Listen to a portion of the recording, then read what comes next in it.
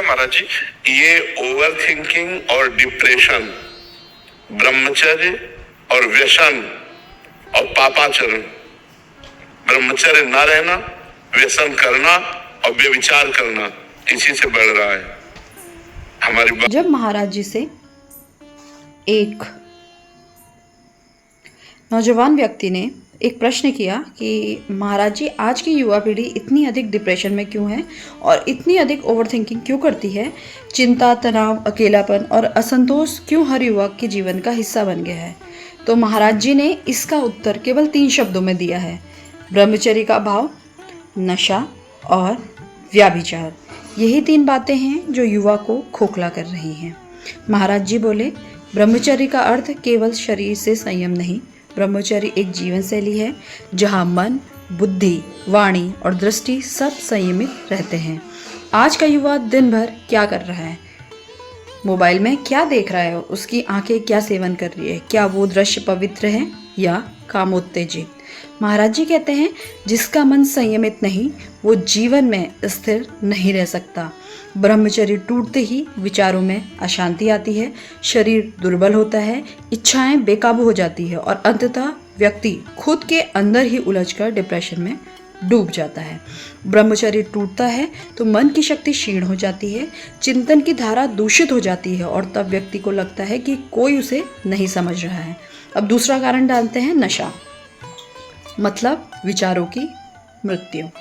जो नशा करता है वो अपने जीवन का मूल्य खो देता है। नशा आजकल केवल शराब, सिगरेट, ड्रग्स का नहीं, आज का सबसे बड़ा नशा मोबाइल, सोशल मीडिया और तात्कालिक सुख है। हर 2 मिनट में नोटिफिकेशन चेक करने की लत भी एक नशा है।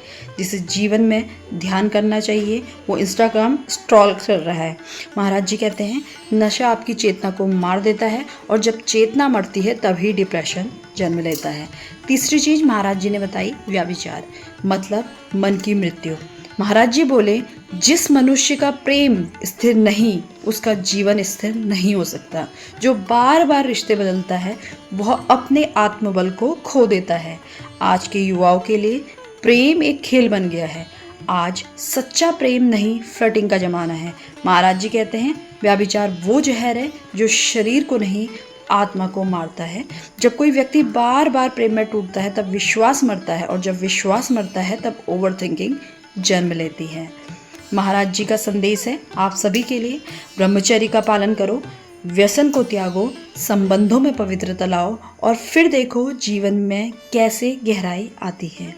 उन्होंने कहा, सुबह जल्दी उठो, जप करो, मौन रहो, भगवत गीता पढ़ो और कुछ दिन मोबाइल, चाय, शक्कर, मसाला और अश्लीलता का त्याग करो। मन अपने आप स्थिर हो जाएगा।